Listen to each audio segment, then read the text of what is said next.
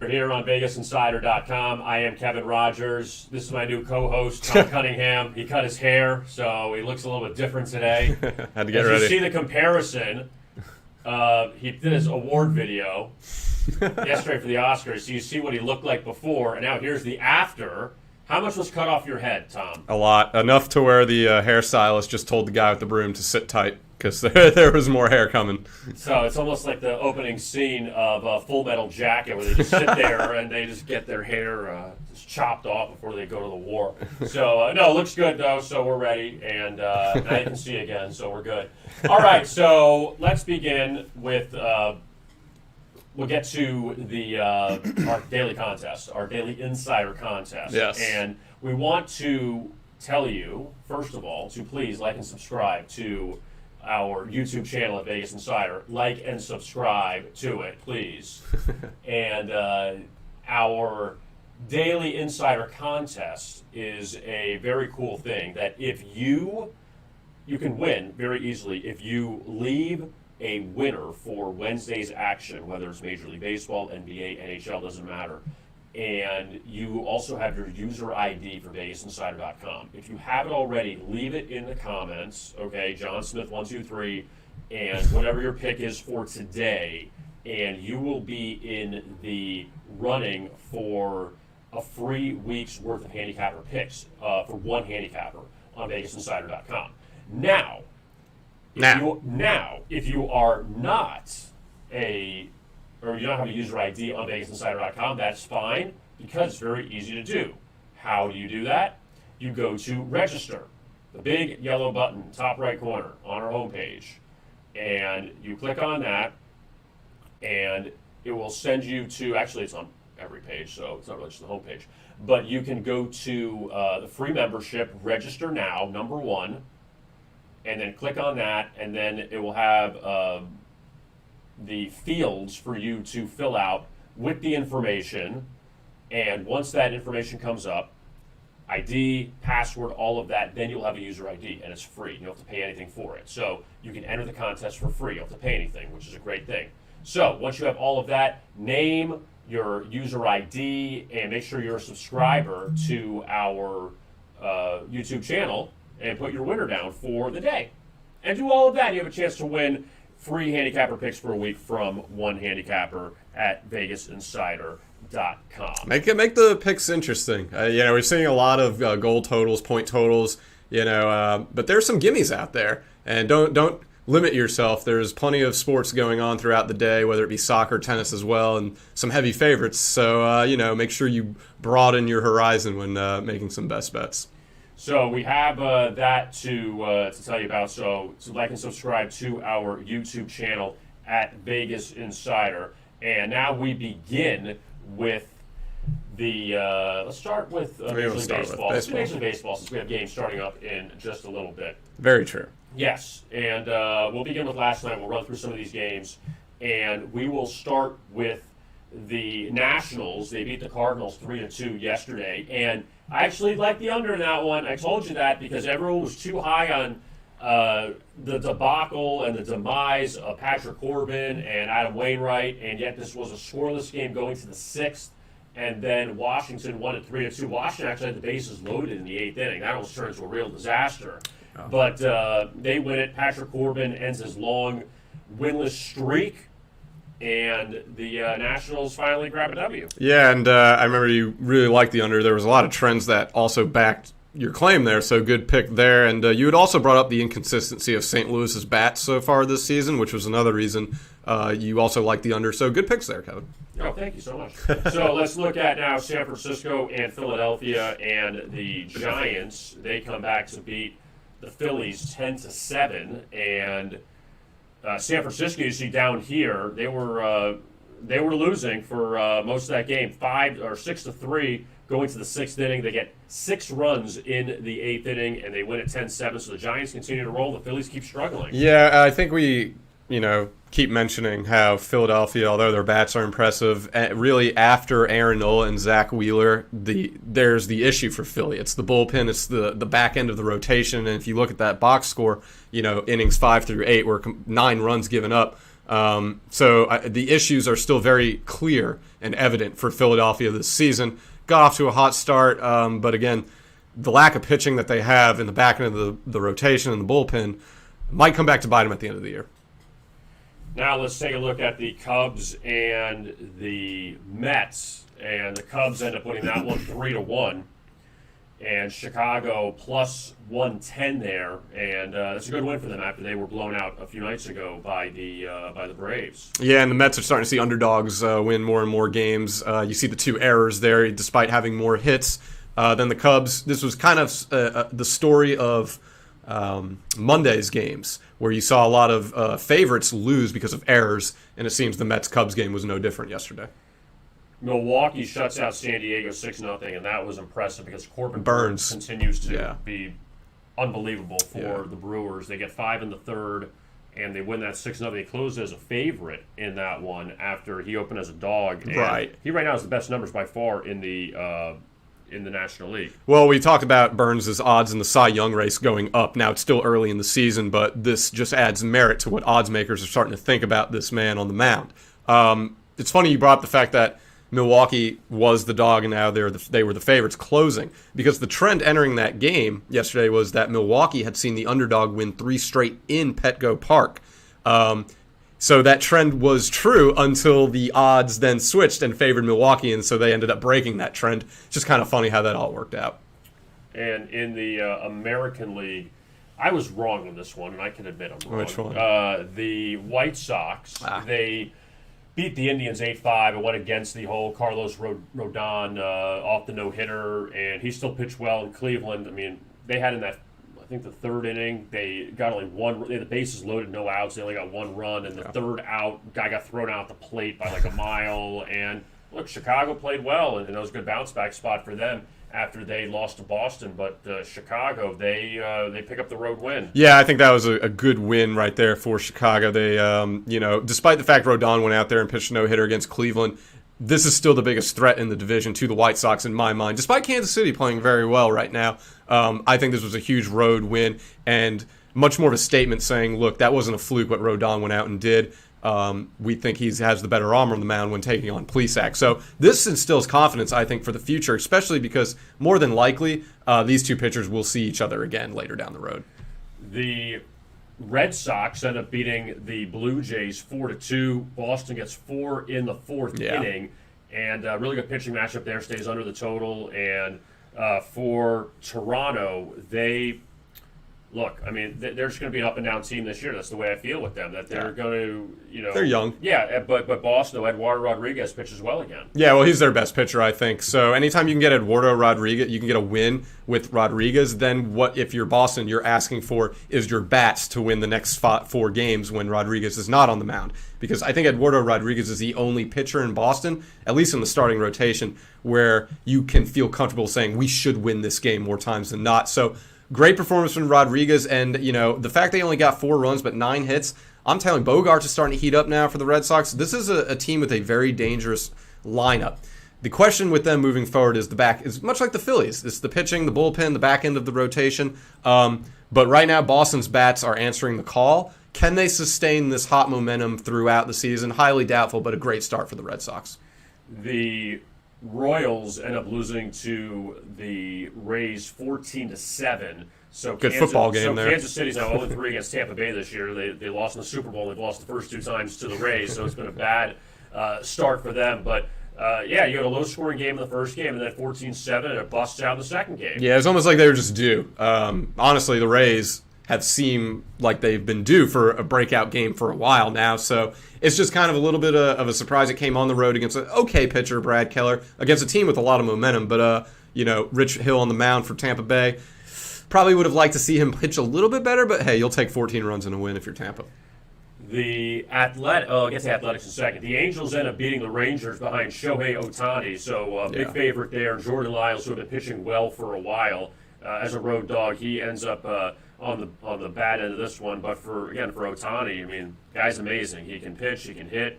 And the Angels bounce back and they beat the Rangers. Yeah, I think I was watching on some highlight shows this morning. I think for me, what was really intriguing about this game is seeing a guy like Joey Gallo, who's used to hitting 45 home runs a season, bunt an RBI in the game.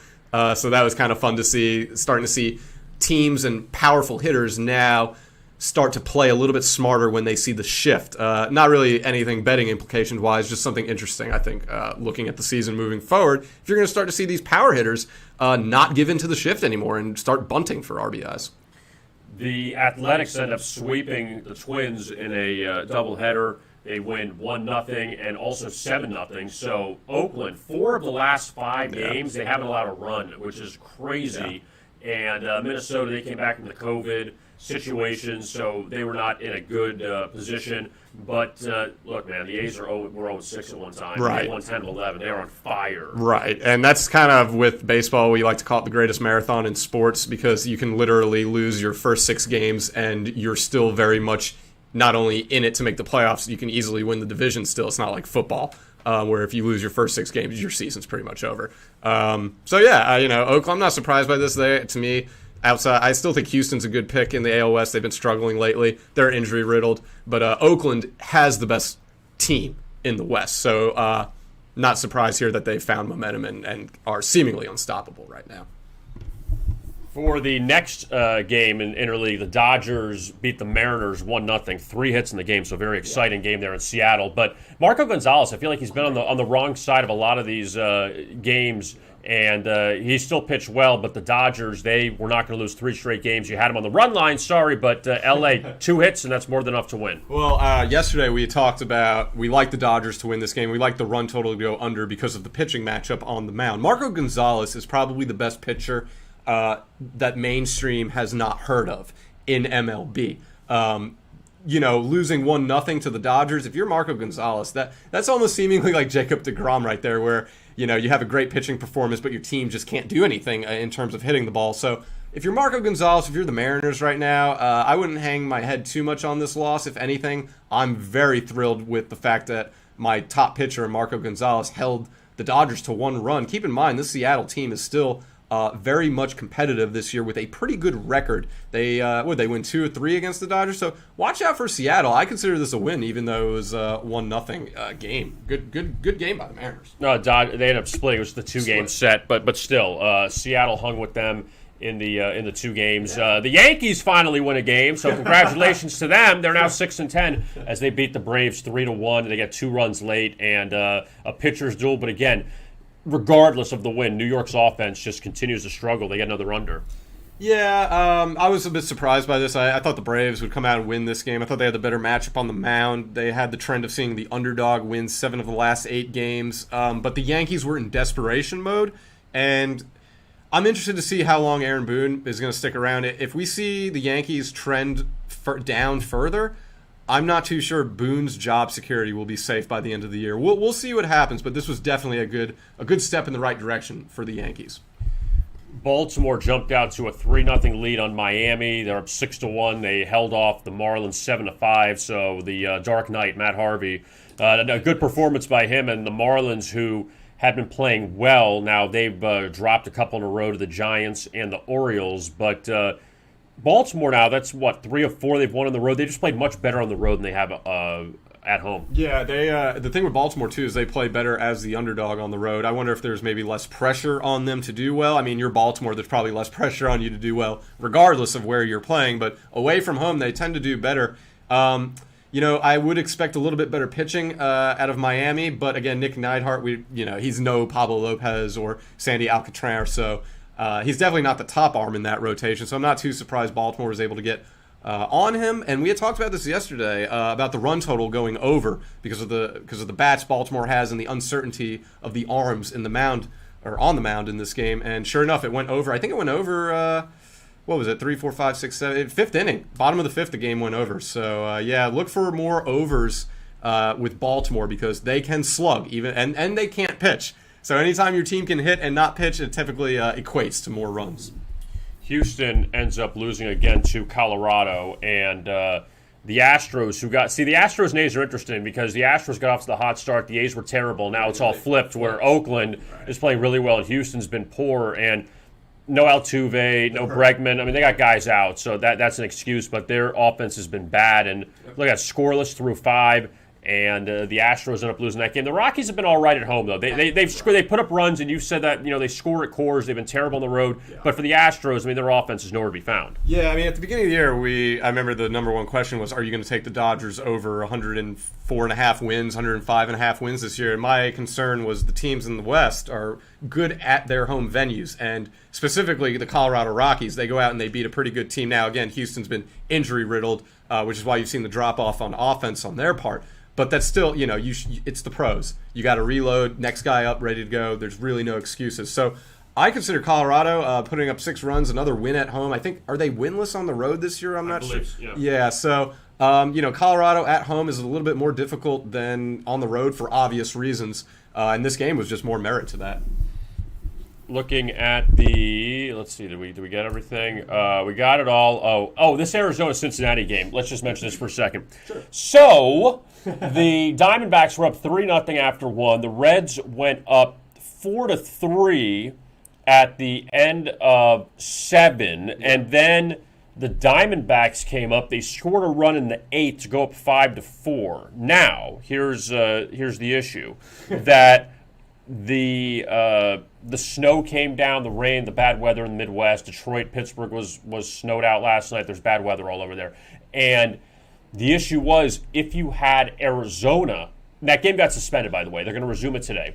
But if you had Arizona, you did not get the win because Cincinnati was leading after 7 and it was a completed inning, and Arizona was still batting in the top of the 8th, even though they took the lead. So run totals, those, or I should say run lines and totals, those were canceled. But if you had the Reds, even though they're losing now, you were a winner, which is a terrible thing, but those are the rules, and they'll resume the game coming up a little later. But Arizona, they got off to a hot start behind Zach Gallen. The Reds came back. Diamondbacks came back. So just a tough one to take if you had the Diamondbacks. Yeah, a little confusing too. And what a day it all happened on 420. So I'm sure there was a couple of confused people out there depending on their state of mind for yesterday's game. But going to these games individually, or these teams individually, rather, you mentioned the inconsistency of Luis Castillo, giving up 3 runs in the first. He's been underperforming, and quite frankly, he's going to have to step up and be more consistent if the Reds want to be a serious contender. Their bats are fine, but if Luis Castillo is not performing consistently well, it's an issue for Cincinnati, and they're probably going to miss the postseason because their division is very, very difficult. Even Pittsburgh is competitive this year. Now let's look ahead to today's action. A lot of afternoon games in Major League Baseball, and we will start with the Giants and Phillies in Philadelphia. Phillies a short favorite there. Giants trying to pull off the sweep, and again, Philadelphia favored with Zach Eflin on the mound. Anthony DeSclafani goes for San Francisco. You kind of wonder, the Phillies were on fire at home to start the season, and now they dropped a few to the Cardinals. They lose to San Francisco. The Phillies, the offense isn't there, the pitching isn't there, and it's just tough. And what's so funny is that Gabe Kapler, the manager of the Giants, who was a former manager of the Phillies, gets booed going back there, and it's like he's got the better team right now. So why are you booing him? Boo Joe Girardi. I'm sure the Yankees would love to have Joe Girardi back right now too. Maybe there'll be like a 3-way trade before the end of the year. But what I like about the Giants here, other than the fact that they have better value, is that they have won 6 straight games when facing the National League during the daytime. So maybe look towards San Francisco. They have the trend, and the Phillies, they're struggling a little bit, and San Francisco has the better value. So I think I might look into San Francisco for the early 1 p.m. game. Now this one, St. Louis, Washington, Max Scherzer on the mound for the Nationals, laying 160 against Carlos Martinez, who has not pitched well for St. Louis. No, but total of the game is 7.5. Scherzer was great his last time out against Arizona. You wonder if he could do it again. Washington at 6-9 and St. Louis at just 8-9. I mean, all these teams that are expected to do big things. St. Louis, Philadelphia, Washington, Atlanta, the Cubs, all of them in the National League are underachieving right now. And, I mean, even San Diego at 10-9, they're supposed to be doing more. But yet, no one's talking about Milwaukee or San Francisco. Those teams are playing well, so it's a nice, you got a lot of teams involved in the race right now. But as far as this game goes, Scherzer laying 160. it seems like kind of a low price for him, considering Carlos Martinez has struggled, but yet Washington's offense at times is nowhere to be found. Yeah, I think there's a few things odds makers are looking at here. Why Scherzer might not be a little bit bigger. Obviously, the Cardinals lineup is one reason. But you look, St. Louis, they've actually covered the run line in 3 of 4 games when facing Washington. And in the last 5 meetings, neither team has won back-to-back games against the other. And Washington won the last game 3-2. So if that trend holds true, St. Louis will win this game. So I think there are some reasons to maybe like the plus 150 for St. Louis, but I see why odds makers are a little hesitant to make Scherzer a much larger favorite than the given minus 160. The Padres are laying 200 today, trying to avoid the sweep against the Brewers. Dinelson Lamet goes for San Diego for the first time this season, and he was a pitcher that that really exploded last year on the scene before the Padres acquired Mike Clevenger, before they obviously got Yu Darvish and Blake Snell, and he was like their number 2. But now he's making his first start laying 200. Adrian Hauser, who's kind of an up-and-down guy for the Brewers, but Milwaukee's got a lot of momentum going for the sweep, and how do you lay 200 with a team that just isn't hitting the ball? They're not hitting the ball. We had talked about the run total for this series possibly going under. You just mentioned not hitting the ball. The run total has gone under in 5 straight games played between both teams, and the last 2 games, the run total was 6.5. So it was pretty small, pretty low run total there. Milwaukee, they've won 4 straight games as the underdog. Now, remember, they were underdogs that then became favorites, but they've won 4 straight games as the underdog. They've won 3 in a row against San Diego. They've covered the run line in 4 of 5 against San Diego. I think there's a couple of reasons to maybe go with Milwaukee here. Minus 200 is too expensive for any baseball game, in my personal opinion. I really don't care if Verlander's on the mound or not. I've seen games where the Astros with Verlander have been minus 500 favorites and lost to the Tigers. You're going to get burnt. So I think you either avoid this game because minus 200 is way too expensive, or you go with Milwaukee because there's a lot of trends that go with the Brewers. And then the run total, again, has gone under in 5 straight. The last 2 were 6.5. Today is 7.5. So maybe look into those markets. Arizona and Cincinnati, they play, I guess, the second game. They finished the first one, and then they'll play the second one coming up at 6:40. Tyler Mahle and Merrill Kelly. Merrill Kelly beat the Nationals last time out, and he's not great as a road underdog, but he has potential. Tyler Mahle, he's the one that went against the Giants last time and pitched. He pitched all right. That was the last game. That was the matinee game against Johnny Cueto last week, and the Reds just got no offense going. But Mahle is definitely an improved pitcher, but laying 170 seems a little bit expensive. Yeah, and quite frankly, the underdog has covered the run line in 5 straight meetings between both teams. So I do expect this game to be close. I don't think one team is substantially greater than the other, and both can hit. So we might see this go over. I'm not too sure about the run line or the run total, but the run line should see the underdog cover, which in this case would be the Arizona Diamondbacks.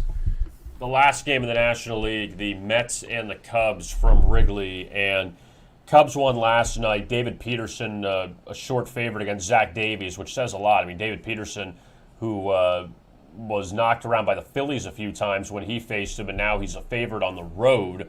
But the Mets getting respect, and the Cubs, who have not proven a lot offensively, I mean, you kind of understand. And, for Chicago, pretty much all of their starting pitchers have not been great. And you look at Kyle Hendricks on Sunday night. He got lit up in the game against Atlanta, and Jake Arrieta pitched well last night, so Zach Davies goes tonight, and Zach Davies is an up-and-down guy, so that's where it's tough to really trust the Cubs here. Yeah, I do like home underdog for the Cubs, though. I think Davies is good enough to consider at home as an underdog with the bats that he will have behind him, with Baez and Rizzo and Bryant. I mean, they're capable bats. Here's a trend I found interesting. You take this with a grain of salt if you want. The New York Mets, they've actually lost 10 straight games against the Cubs when playing at night after a loss. So again, take that with a grain of salt, but 10 straight definitely makes you wonder about the minus 122 for a pitcher that not a lot of people know about. So, and they're on the road. This is a tricky game. I'm not too sure if I'm going to bet this game, but if you do like the Cubs for any reason, I'm not going to argue against it. I'm also not going to argue if you like the Mets, but if push comes to shove, I'll take Davies at home with the plus value. Minnesota and Oakland, they play the final game of their series, and the Twins, who were shut out twice by the A's yesterday. Kenta Maeda against Frankie Montas. I actually like Kenta Maeda. He's a good pitcher, and when you get him as this short of a favorite, he's had some bad luck this year. Lost to the Red Sox 3-2. The bullpen blew the first game against Milwaukee in the opener. They were up 3 runs in the ninth, ended up losing in 10 innings. And Oakland, look, 0-6 to 11-7. Unbelievable job by the A's to come back and do what they've done. And Minnesota on the flip side, they've lost 9 of 10. Minnesota was or 8 of 9 or something like that. They were really playing well, and then they didn't. And now they got to try to avoid the sweep against the A's. This is a tricky one for me, Kevin, because Oakland's won 10 in a row. And in baseball, you're due to lose, you would think, after 10. It's much easier for me to say they're due to lose rather than say they should win their 11th straight game. That just sounds insane for baseball. But Oakland has won 4 of 5 against Minnesota, and they've covered the run line in 5 straight against Minnesota.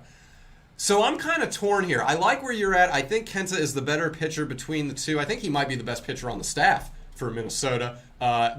Some people say Jose Barrios. I like Kenta Maeda personally. So this is a bit tricky for me, but I think I would lean Minnesota solely because I think Oakland's due to lose. I mean, winning 11 games in a row is almost unheard of in baseball. We might see another, Moneyball 2, another sequel this year if they continue to win another 10. We'll see.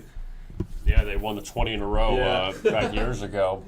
The Rangers and the Angels, that's a 4 o'clock Eastern, 1 o'clock Pacific start out in Anaheim. Jose Quintana and Mike Foltynewicz. And Foltynewicz expectedly lost his last start against Baltimore after he pitched well against San Diego's first time out. But now maybe you look at him getting plus value on the road, and Jose Quintana, who's again, one of these guys that can pitch well, but then can get racked. And Texas 5-4 on the road. That's not a bad job by the Rangers. No, I think Anaheim or LA, whatever you want to call them, the Angels, they have a chance to get up on Folty early in this game if they can hit him early. They've got the bats. Folty, a very inconsistent pitcher just in his career. The Rangers, they've lost the first inning in 7 of their last 10 games, divisional games, when playing during the daytime. You can get the Angels to win the first inning for plus 215. And if that misses, you could easily live bet the game. So I think you might want to go away from the popular markets here and maybe test the waters for Anaheim winning the first inning at plus 215. They've got the bats capable of doing it. Folty is inconsistent, and they're on the road. Just consider it, I think. Now over to the evening action in the American League. White Sox and Indians. White Sox are not listed a pitcher yet for tonight, and Cleveland laying 145 right now. The Indians, who have played well at home, Chicago's played a lot of road games so far, 12 of 18 on the road, 6-6.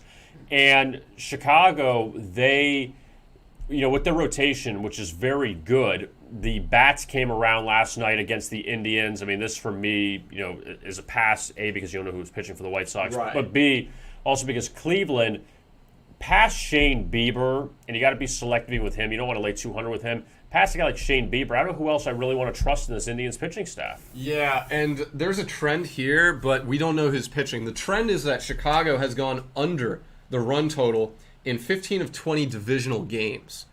That's a lot, but we don't know the pitching matchup. Also, the run total has gone over in 2 of the last 3 meetings between both teams. So I think the run total you need to stay away from in this game, particularly because we don't know who's pitching yet for the Chicago White Sox. However, the White Sox, they have seen the favorite win 8 straight games in Cleveland.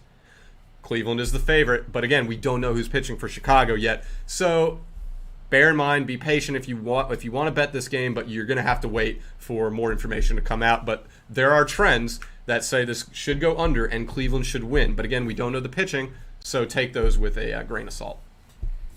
After you had Rodriguez and Ryu last night, now you get Garrett Richards and Trent Thornton, so that's quite a gift today at Fenway Park.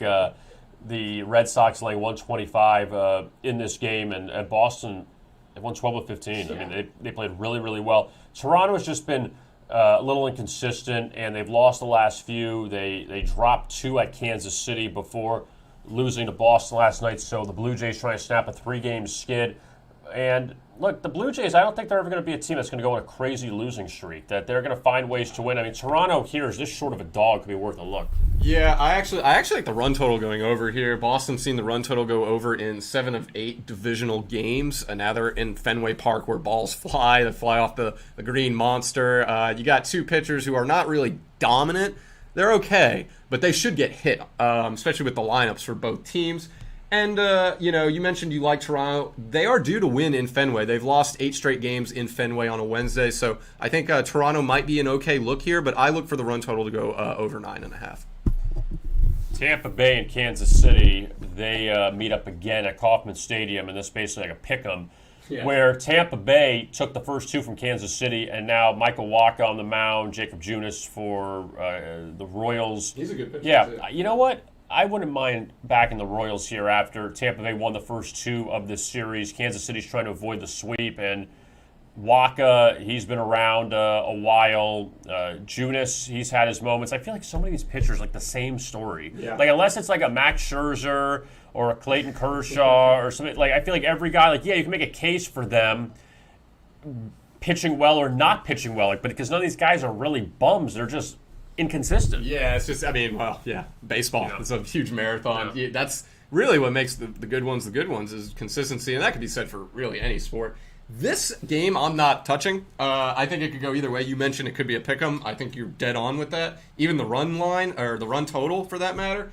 is a complete shot in the dark. Yes, Tampa Bay, they're 12-6 on the OU this year. That actually ranks first in MLB. Then you look at Kansas City, they're 5-10-1 on the OU, which is 26th in MLB. So 2 opposite ends of the spectrum there. I think that market gets canceled out because of that. Then you look at the fact that Tampa Bay, they've won 3 straight games against Kansas City. But the Royals are 9-7 on the run line, and Tampa Bay is 8-10. So that tells you Kansas City should cover. There's a lot of cross trends here. It's a very close game. I'm not touching it personally, but I think if you must bet this game, I think Kansas City with the run line is probably the safest bet. In interleague action, the first game coming up next hour, the Orioles and the Marlins, and Trevor Rogers, no relation. He's pitched well. After he wasn't good the first start against the Cardinals, he's pitched well last few times out against the Mets, against the Braves. He's looked good, and there's a reason why he's laying 155 today against Bruce Zimmerman of the Orioles. And even though Baltimore 7-3 on the road and the Marlins just 3-7 at home, the Marlins here are a substantial favorite. Yeah, Baltimore, they don't play well during the day. They've lost They've lost 7 straight games when playing during the daytime, but that's in the middle of the week. I think that there's, if you like Baltimore with the plus value, go for them. I'm not taking them though. You know how I like Miami, Kevin. Even though they're 7-9, I do think they get over 70 wins this year. It's tough for me to say. One consistent trend for this game, I think you might be able to back around, is that the underdog has covered the run line in 5 straight meetings between both teams. And so, if you do like Miami, but you're a little bit skeptic because of the Baltimore bats, especially them covering as road underdogs a lot, maybe you go with Baltimore getting that run line cover, plus 1.5. Personally, I'm going to stay away from this game. It's much like the game we just discussed, more of a pick'em than anything. Houston tries to end their losing ways at Colorado, and even though this line is a bit expensive for the Astros, I kind of like them today. Jose Urquidy goes against Austin Gomber, and Gomber, who came over to the Rockies from the St. Louis Cardinals, that Nolan Arenado trade. He's actually pitched well the last 2 outings, both on the road at San Francisco and against L.A. He held his own in both of them.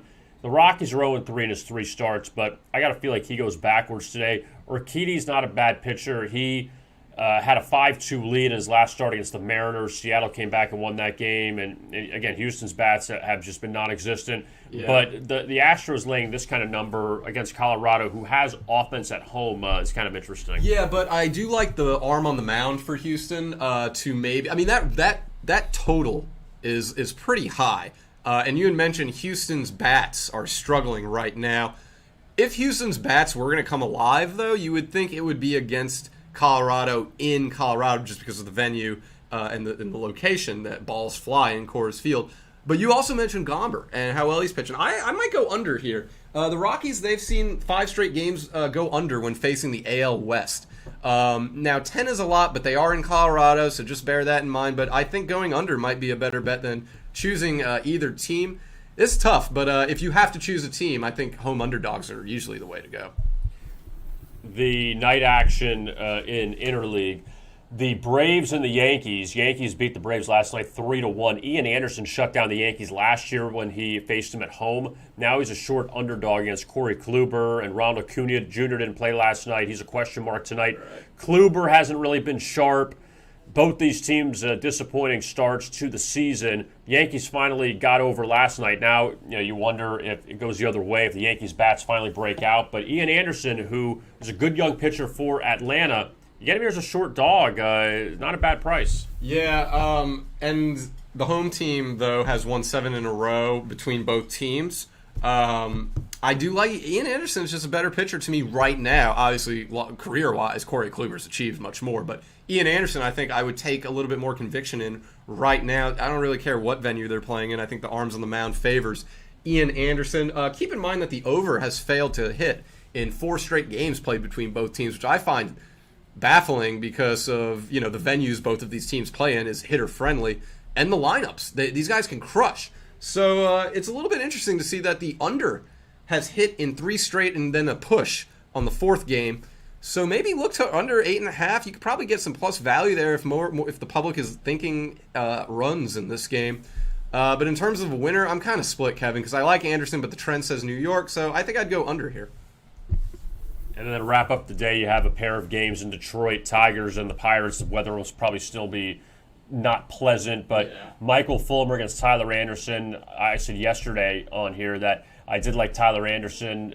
He's an underrated lefty. Yeah. Tigers, first time as a favorite this year. I just can't trust them, and they've been shut out in 2 of the last 3 games. They've scored 2 runs in the last 3 games. So Detroit coming back home off of a bad end to that road trip, but just tough to back them here. Yeah, I will never take the Tigers at minus value this season. I don't care who they're playing. I don't care where they're playing. I don't care who's on the mound.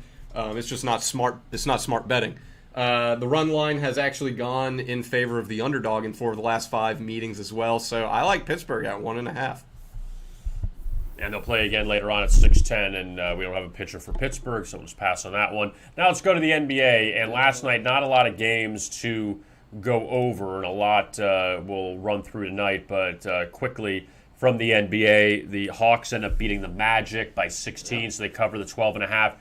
Brooklyn, they come back to beat New Orleans 134-129, and this game seemed on pace to stay under, at least through the first half. You had an explosion in the second half. And I had mentioned this, that the Pelicans at home as an underdog, they beat the Bucks, they beat the 76ers, they beat the Celtics. Now as a favorite against Brooklyn, no Kevin Durant, no James Harden, and they end up falling. So New Orleans, that's a tough loss for them, and now they've lost 3 in a row. Yeah, I really just don't understand why odds makers continue to give New Orleans lines and odds of a powerhouse team. I even without Harden and Durant, I had a hard time seeing New Orleans as a home favorite here. I think they're overvalued in the eyes of the bookmakers, and so I think you need to take advantage of that moving forward. Obviously, we're at the end of the season, but that's been the trend for New Orleans, is that you can get money off of them when bookies are favoring them. They're one of the more overvalued teams, let alone in the NBA, I'd say, in all of sports betting right now. So just bear that in mind if betting on the Pelicans moving forward. Look at the 2 halves in the Hornets-Knicks game, and the Hornets score 66 in the first half and 31 in the second half, which almost feels like mathematically impossible how you do that. But the Hornets blew up in the first half, and you have a 63, on a 208.5 total, which is nuts. And then you get a 47 and a 43 in the second half. I mean, a miracle under if you end up taking that one. But the Knicks now have covered 10 in a row, which is nuts right now. That's the story of this. Is New York, they're 10-0 over the last 10 games on the ATS. And then at home against teams they should beat. I'll tell you what, jump on the Knicks bandwagon right now because their momentum is for real. You don't cover 10 in a row by accident.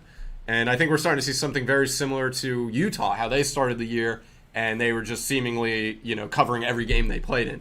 So take advantage of the Knicks, but mind their opponents. If the Knicks are at home against bad teams, back them. If they're at home against good teams, they should cover.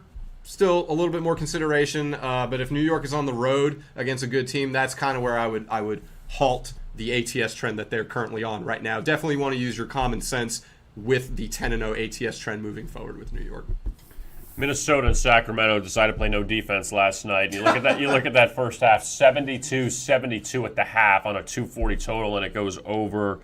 And Minnesota beat Sacramento for the second time in less than a week, 134-120. They'll play again tonight. Clippers and the Blazers, no Kawhi Leonard, no Damian Lillard, so you lost some of the star power there last night, but the Clippers win by 1.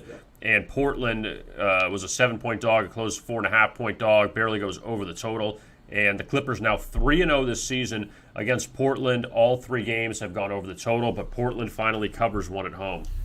I think, honestly, I had talked to you about this a few days ago. I have a lot of conviction in the Los Angeles Clippers right now. They're kind of under the radar. No, they have really no pressure. And we alluded to this the other day too. When a team gets embarrassed, a good team gets embarrassed, they typically come out the next time and do very well. They know what they've been through. They know what they need to do to win. They don't want to get embarrassed again.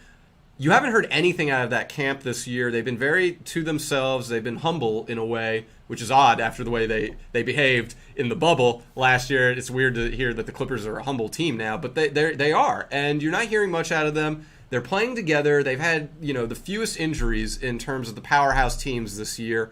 So their star players have played together more than the other powerhouse teams in the NBA. And their odds are insanely kind right now to win the Western Conference. I have a lot of conviction in the Clippers right now. I know a lot of people might not agree with me there. The Lakers clearly the front runners in the West. But I think there's a lot to like about this team. Going on the road without Kawhi, as you mentioned, getting a 1-point win. I don't know. I really like the Clippers. And going back to what I had mentioned earlier, Kevin, with teams getting embarrassed coming out the next time, given another opportunity, they perform well. Look at Virginia. The Cavaliers, they were outed by, Baltimore County in the first round. They came back, won the national championship. A lot of people wrote off Baylor when they were going through that COVID struggle and they had lost 2 games. They said they want to prove everyone wrong. They came out and got the job done. I think the Clippers getting embarrassed the way they did last year, now seeing how they are playing and performing this year, I think there's a lot of confidence in them possibly winning the Western Conference. So look into the futures market with them. And that's my TED Talk. Yes, and it's free this time. Wednesday night, tonight in the NBA, we have a lot of action, and we'll roll through some of the highlights here. Phoenix at Philadelphia. Now, the Suns are a short favorite, and Ben Simmons is questionable. Tobias Harris is questionable for the Sixers, so that probably explains why, considering a 22-6 team is an underdog at home, and Phoenix has been a really good road underdog, but they're moved to a favorite here after beating Milwaukee a few nights ago. And Phoenix on this ridiculously tough road trip they're on right now. So we'll see if they can beat Philadelphia. They beat them earlier in the season. And the Sixers come in 0-5 against the spread, their last 5 at home. So they're going to try to turn around. Obviously, big game for both these teams because the Suns and Clippers, neck and neck in the Pacific. Sixers and Nets, neck and neck in the Atlantic. So huge game, even though these teams are in different conferences. I think there's a lot to like about the Suns tonight. As you mentioned, the stars for Philly might not play. And if they're confirmed out, you're going to lose value with Phoenix right now. So I like taking them right now for that reason. Philly, they've seen the road team cover the spread in 9 of 10 games. Kevin, you mentioned their struggles covering at home. And Phoenix, they've won 11 of 12 games against a team with a winning record. So I think there's a lot to like about the Phoenix Suns tonight, and I think the earlier you take them, the better. Even if Embiid and Simmons play, I think it might be worth taking right now. I don't know. I think I'm going to go with the Suns. I think they're a good bet tonight. Golden State, they go to Washington, and Steph Curry, we've talked about how impressive he has been of late. 10 3-pointers or more in 3 of the last 4 games, and now Golden State goes to Washington to continue their road trip, and they lost to Washington at home earlier in the season. So now they're laying 2 against the Wizards, total of 239. That's the same total basically what it was last time they played, and it stayed way under. I think 110-107 was the final. So the Wizards, who are playing better. We'll give them that. And but Golden State, though, after playing Boston and losing that game, beating Philadelphia, you kind of wonder where they're at now against a Washington team that, again, obviously not the caliber of their previous two opponents. Right. I think that there's a prop here. Anytime you get Russell Westbrook at home, he's seen a triple-double in 8 of 9 home games. You will get plus value for a triple-double. So I think you need to consider that with Westbrook. Then you go and look at Bradley Beal. His odds to get over 4.5 assists in this game is plus 112, so you get plus value there. He has seen 5 or more assists in 7 of 8 games when Washington is the underdog. So I think there's some prop betting to go with the home team superstars in this game between Russell Westbrook and Bradley Beal. Scrolling through a couple of these other games that don't have a lot of Implications. playoff implications. Oklahoma City's at Indiana. I mean, the Pacers still have a shot at getting into that. Thunder do not. The Thunder are way out of it. Chicago's at Cleveland. They've split 2 meetings this season. Both games went under. Zach LaVine's still out. Yeah. Brooklyn and Toronto, they meet in Tampa tonight, and the Raptors laying 4 for as bad as they've been this year. They beat Brooklyn earlier at Barclays Center, but for the Nets, no rest for them. Yeah. No KD, no Harden, and James Harden's not coming back for a while, it seems like. But, Kyrie's still playing well. But, man, I don't know how you lay the 4 with Toronto there. Yeah, I don't either. And I think what odds makers are looking at is that Toronto has won 23 of 25 games against Brooklyn. So I think odds makers see that. They see Toronto. I mean, I get they're considered a home team. They're in Tampa Bay. So I think odds makers are looking at that a little bit. Brooklyn, they've also failed to cover the spread in 10 of 12 road games against the East. So on paper, this might be a little bit more difficult to wager than you initially think. When you see Toronto -4 against Brooklyn, you think, okay, I'm going Brooklyn. But there's a few trends that justify the odds that odds makers have given. Personally, I'm not taking Toronto, but I see why odds makers are giving them a 4-point spread. Utah's laying 11.5 at Houston, and there's a reason why, because the Jazz are way better than the Rockets are. And Houston, last time they played Utah, they were an 18-point dog in Salt Lake, and they covered that game with just about everybody out. Yeah. Utah's laying 11.5 on the road. Houston recently is a home dog. They were doing all right. They had a couple covers. They beat Dallas. They covered against Phoenix a few times. But then they got blown out by Denver and Indiana, so you wonder now if Utah is going to do the same to them. And Utah, after the 2 tough games against the Lakers, now they're laying a ton against this undermanned Rockets team. Well, the Rockets are a tricky team to wager around because on the road, they cover as underdogs a lot. They don't win, but they cover. But at home, they don't cover against good or bad teams. The Rockets have failed to cover the spread in 17 of 20 home games. So 11.5 is a lot. Utah doesn't really do typically well against the spread on the road. I think this game you avoid in general. That's just my opinion. I wouldn't touch this game. Atlanta and the Knicks from the Garden, and New York has beaten Atlanta so far twice this season. Yeah.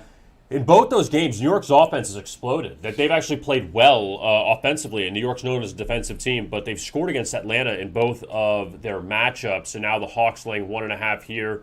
Both teams with no rest. Knicks off the Hornets win. Hawks beat the Magic. So that'll be interesting, too, to see what they do here on the no rest. The underdog has won the first half of 15 of 19 games played between both teams. New York plays well at home. I think you look into that market at, what are they, -105 to win the first half, New York. I think you look into that maybe. The Knicks, we've talked about their ATS momentum that they've won. They've covered in 10 straight. New York at home as an underdog, I would bet around that all day. The Spurs and the Heat, they meet up, an old finals rematch in San Antonio, laying 1. The Heat, we'll see if they get Jimmy Butler back or Bam Adebayo, and the Spurs are 1-point favorites. Spurs play a lot better of late, but look at the home record, 12 and 18. Yeah.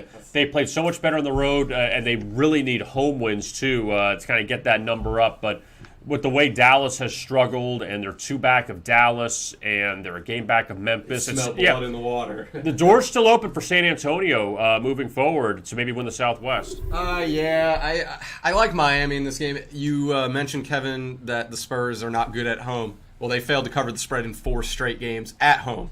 So I think Miami is a better team. I see the trend that San Antonio doesn't cover at home often. It's not a huge spread. It's only -1. So I honestly... Is Miami the underdog here? Because if so, yeah, I honestly, would think about the money line. Now I'm looking at DraftKings odds -106. I want plus value there, but again, it is cheaper than +1 for Miami, so I would go with the Heat in this game. I have no conviction at San Antonio at home. Dallas and Detroit and the Mavericks, they've had their struggles of late. They are 30-26, still atop the Southwest, but laying 10.5 here. They've lost at home to Sacramento recently, to the Knicks, and Detroit, who actually have been the Pistons have been somewhat respectable, even though the record doesn't imply it. It's 17-40 and 6-24 on the road, but it's tough to just blindly back Dallas here, considering how bad they played, or at least wait until they can finally get things together. Yeah, they're kind of on a downturn right now too. They failed to cover the spread in 5 straight games. Now you would think at home against the Pistons they should be fine, but then you look and you see, well, 10.5. That's quite a large spread. And if I'm not mistaken, well, then here you go. Detroit has failed to cover the spread in 5 straight against Dallas. So there's a little bit of shifting here in terms of the spread, in terms of who you should back. Keep in mind, of those 5 games that Detroit failed to cover the spread, the highest was 7.5. This is now 10.5. So I think this is very, very tricky to bet around. I think I would lean Detroit because of Dallas's struggles. They failed to cover in 5 straight. Personally, I'm not touching this game. I don't think it's as clear-cut in favoring Dallas as it might appear to be on paper. So I'm going to stay away from this game. Memphis has been one of the better ATS teams in the league, and they're getting 1.5 against the Clippers tonight. LA without Kawhi, with no rest, and Memphis off a tough loss in double overtime to Denver a few nights ago. And these teams split a pair of games in Memphis, both blowouts earlier in the season in the back-to-back situation. But LA here, who continues to play very well, just laying 1.5. I mean, I think that tells you something here, that maybe Memphis could be worth a look. Yeah, first of all, I want to say don't touch the point total, because the point total has gone under in 3 straight games between both teams. However, Memphis has gone over in 8 of 9, so you have contradictory trends in the point total market for this game. In 5 meetings, the last 5 meetings between these two teams, no one has won back-to-back games. The Clippers won the last meeting. That should tell you that the Grizzlies should win. However, Memphis has lost 14 of 15 games after going into overtime the game prior. That's not an accident. 14 of 15 is a very large sample size. So I'm not convicted in Memphis winning, but I do think they cover. I think they cover the spread because they have covered so in 6 straight as the underdog. No Kawhi, coming off back-to-back now with no rest for the Clippers against a hungry team that really needs to win. And they covered the spread as underdogs. So I will take Memphis to cover as the best bet in that game, solely because of process of elimination as well. The Blazers, they who knows if Damian Lillard's out tonight or not. He was out last night, and now he is questionable for tonight. He's missed the last few games with a hamstring injury. Obviously, Jamal Murray's still done for the season with Denver, but the Nuggets are 1.5-point favorite here going on the road to Portland. They beat Portland at home earlier this season. Now the Blazers playing without rest, where Portland, I mean, things have kind of fallen apart. And I said that a few weeks ago, after that Gary Trent trade, things have kind of gone backwards for the Blazers, and they're not beating the teams that are ahead of them. You know, they've beaten a lot of mediocre to bad teams. They really haven't beaten playoff-type teams, and they lost to the Clippers last night. They get Denver, who, again, it was in the Western Conference Finals last year. This is not going to be an easy spot for Portland. No, you hit the nail on the head, Kevin, because Portland, they have lost 8 straight games when facing a team with a winning record. Denver has covered the spread in 6 of 7 games when playing in Portland. I think there's a lot to like about Denver here in this game, and I have no problem backing them at a very short -1.5. So I would take Denver. Even if Dame plays, I'm taking Denver. The final game of the night, which everyone's going to stay up for, Minnesota and Sacramento. And the Timberwolves, they won last night. They've lost 14 straight games off a win. Wow. They started the season 2-0. They've not won back-to-back games since then. But that means you have to trust the Sacramento Kings to win. That's the hard part. Minnesota has won 14 or has lost 14 straight off a win, but they face the Kings tonight, and they just played the Kings last night. And Minnesota's beaten Sacramento twice. So good luck on that one if you want to take that trend and back the Kings. Yeah, the Kings. Boy, they've lost 4 in a row as the favorite. and Minnesota has covered the spread in 7 of 9 when facing Sacramento as the underdog. So there's a lot of things here. I say a lot. There's 2 things. There's 2 trends that kind of back Minnesota as possibly covering here. It's a tough one for me. Push comes to shove. Give me the Timberwolves to cover the 5 that I'm seeing on DraftKings right now.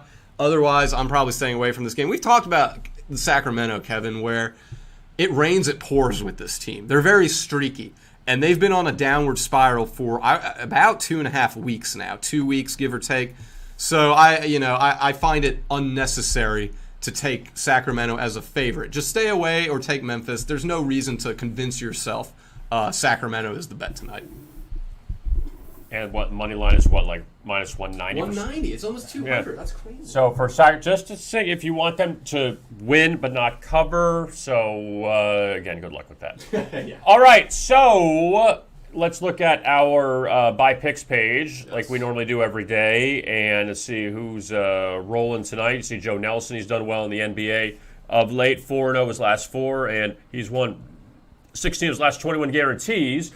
Also, you have a lot of other handicappers, $29.95 for their picks. You can pick any. Rogers.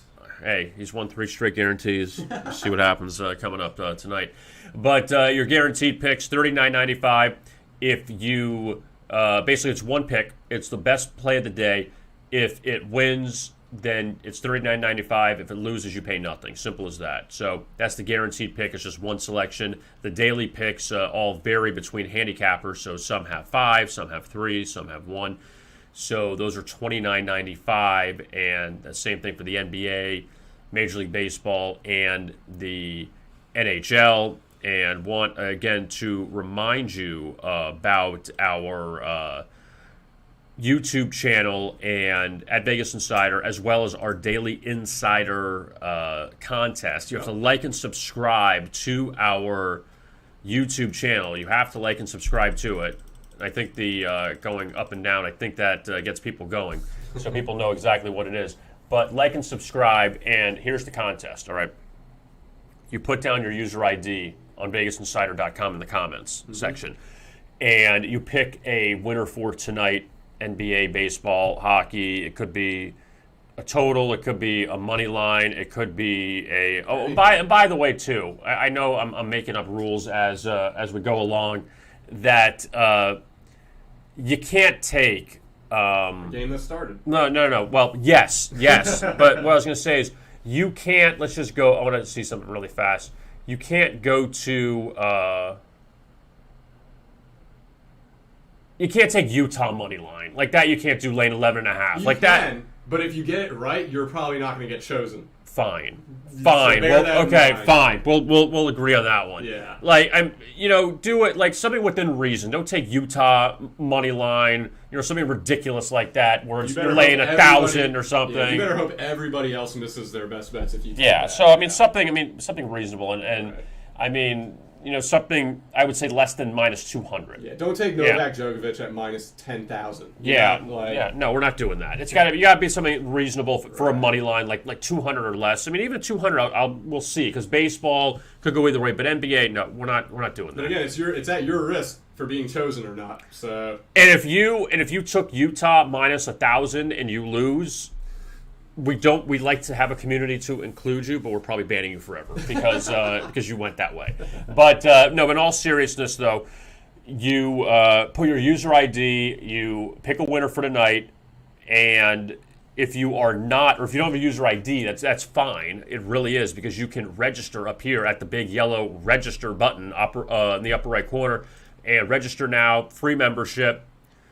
And you can fill out all the information. It's all free, so you don't have to worry about paying anything. And ID, password, create all of that, and you will be all set. So leave your user ID in the comment section along with the winner for tonight. And also like and subscribe to our YouTube channel at VegasInsider.com. So, with all that being said, for Thom Cunningham and his fresh haircut, he'll get a haircut again in a year. I am Kevin Rogers, and we will talk to you again on Thursday right here on the Daily Insider. And as always, Tom, good luck with your bets.